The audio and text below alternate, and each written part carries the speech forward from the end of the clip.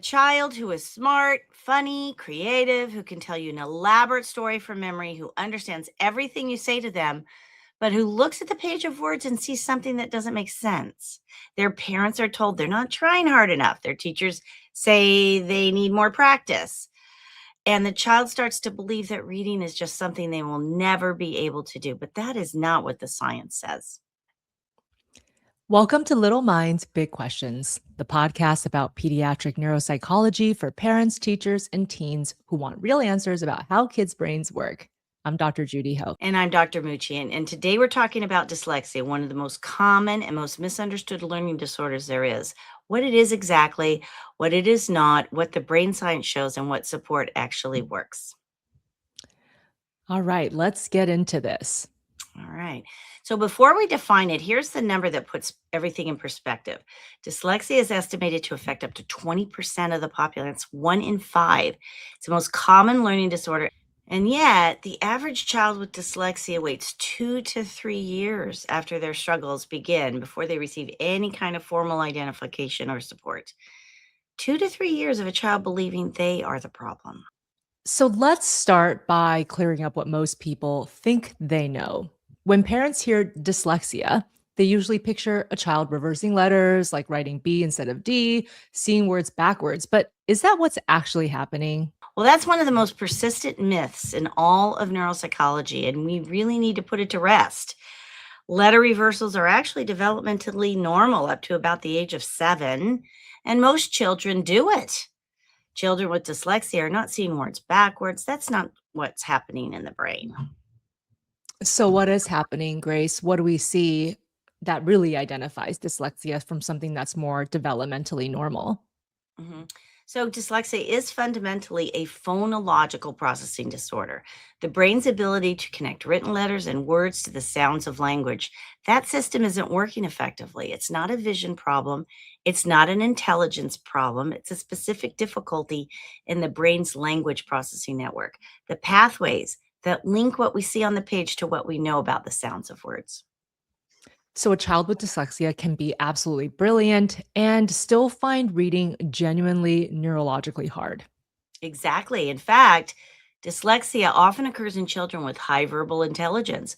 The mismatch between how smart they clearly are and how reading is, that gap is often what first signals a family to know that something is going on. So, this is a brain based condition. So, what does neuroimaging actually tell us about what's different in the brain of someone with dyslexia? The neuroimaging research is remarkably consistent.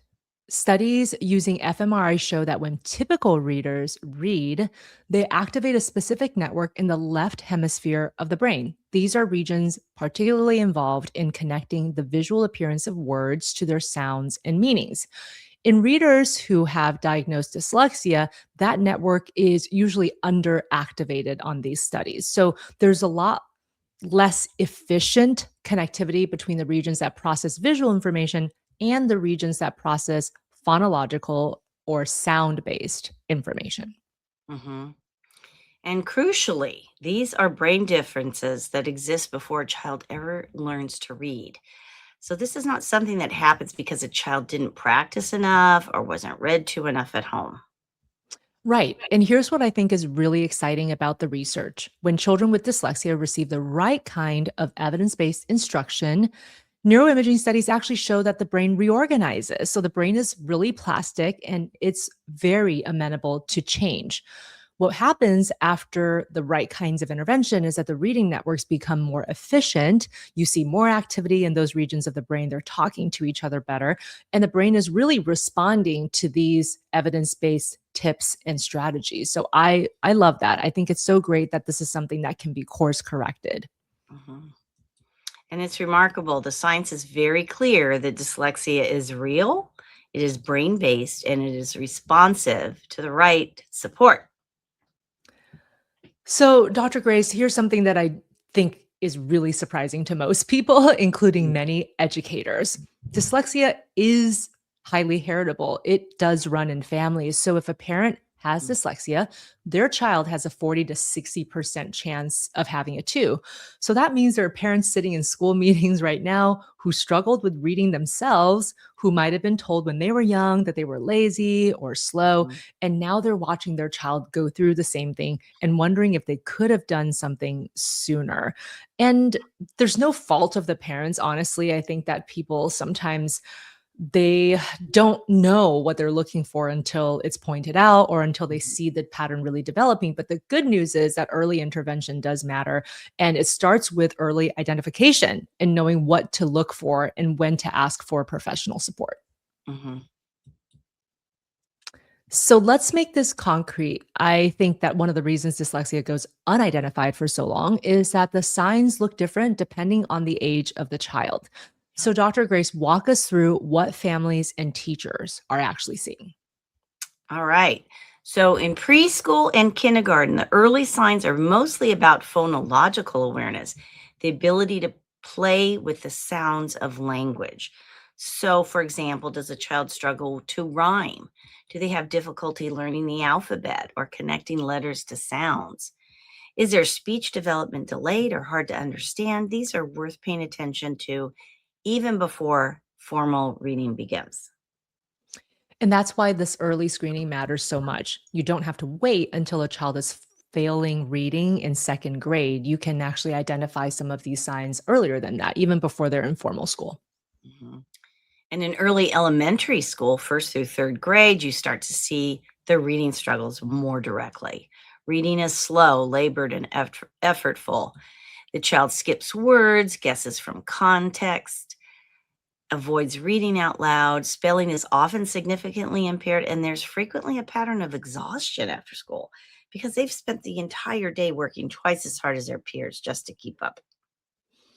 Yes, that after school exhaustion piece is important.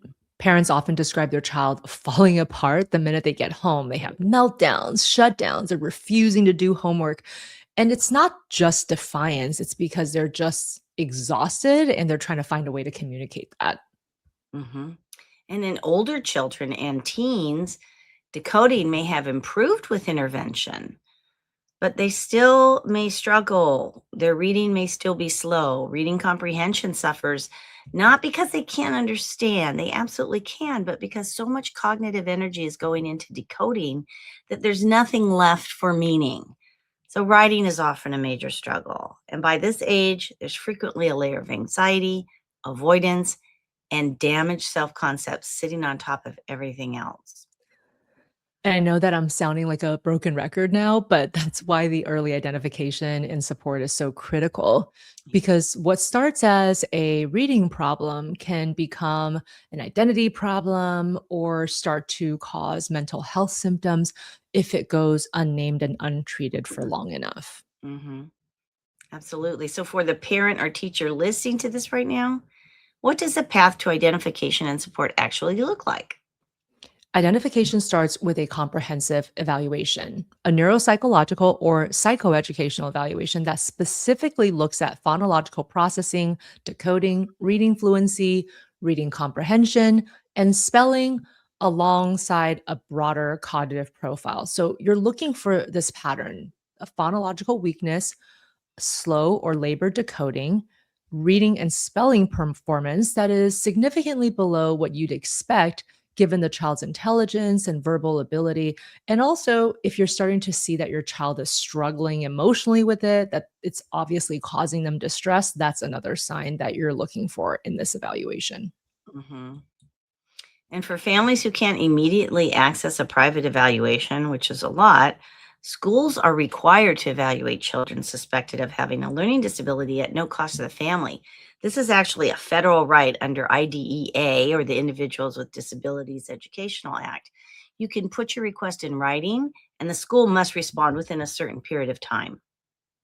Yeah, that's a great tip. I think that sometimes people get overwhelmed by that process, Dr. Grace, but know that it's your right and that you have a right to a free evaluation. And just stay on top of the school. Sometimes things might go to the wayside. They have other scheduling challenges, but if you continue to engage them, hopefully you can get it done sooner rather than later. And on the intervention side, the approach with the strongest evidence base for dyslexia is structured literacy. So it's a systematic and sequential instruction in the phonological structure of language. There's a lot of different types of programs. However, the ones that the research supports revolve around Orton Gillingham, Wilson, Spire, and Barton. So these are not your general reading programs. They're very specifically designed for the way that the dyslexic brain learns to read. Right. And we can't forget that accommodations matter. Okay. Extended time on reading based tasks, text to speech technology, audiobooks, reduced reading load where appropriate. These aren't shortcuts, they're access. They allow the child to demonstrate what they actually know rather than being constantly assessed on their weakest skill. That's such a great point, Dr. Grace, because that is one of the most important things that come out of the evaluations is being able to provide proper accommodations for the child to learn and to thrive in their learning environment. And so usually these evaluations will lead to some type of meeting between the schools and the parents.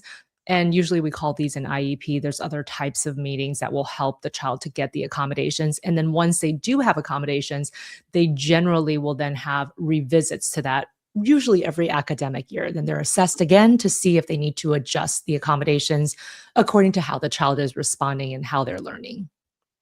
Right. So, Dr. Judy, for parents, trust what you're seeing. If you're a parent, trust what you're seeing. If your child is working hard and still struggling with reading in a way that doesn't match how smart you know they clearly are, that gap is real and it deserves a real answer.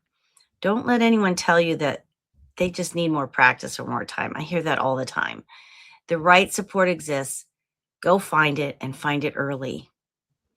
Yeah, I often find that parents will say that maybe they don't know all the science behind it. And if it's not their field, how would they? But they just intuitively know that something's not quite right, even when the school is reassuring them that everything is okay. So sometimes you got to follow your intuition too. You know your child best. So if you think that something is off, get that right intervention, get that assessment. And for educators who are listening, and you guys all know this, dyslexia is in every classroom because we know the base rate is about 1 out of 5. So statistically, you're going to have at least a few students in any given class. If your class is, let's say, 20 to 30 people. So the child who is avoiding reading aloud, who takes forever just to write a sentence, who seems to be great with class discussion, but then does really poorly on written tests, remember, they're probably working harder than you can see. And you are usually the first person that identifies the child may need help. You may know even better than the parents because you see them in these structured environments. So remember, the structured literacy instruction benefits all readers, not just those with dyslexia. So to the extent possible, if you can adjust some of your curriculum to utilize some of those concepts, it will be helpful to everybody in your classroom. Great points, Dr. Judy. And for the teens listening, this one is for you. Dyslexia is not a measure of your intelligence. It's not a ceiling on what you can do or who you can become. Some of the most creative, original, successful people in every field have dyslexia. Your brain works differently. That difference has costs. It also has gifts, and you deserve the support to access both. So, my takeaway for parents, the two words that change everything are early identification. If you are seeing a gap between how bright your child clearly is and how hard reading is for them, don't wait. Request an evaluation. Ask specifically about phonological processing and know that the right support delivered the right way genuinely works. And for our educators, look up structured literacy if you haven't already. It's the evidence based approach for teaching reading to children with dyslexia, and it's great for all readers. So if your school is not using it, that's a conversation that would be awesome to have with your administration. Mhm. So, this week's resources in the show notes: a parent guide to dyslexia that includes early signs by age, what to ask for an evaluation, and a breakdown of what structured literacy actually means and how to find it. If this episode helped you, share it with a parent or teacher who needs to hear it. And send us your questions on social media or in the comments of our podcast. We want to know what you want us to dig into next. Until next time, every mind deserves to be understood.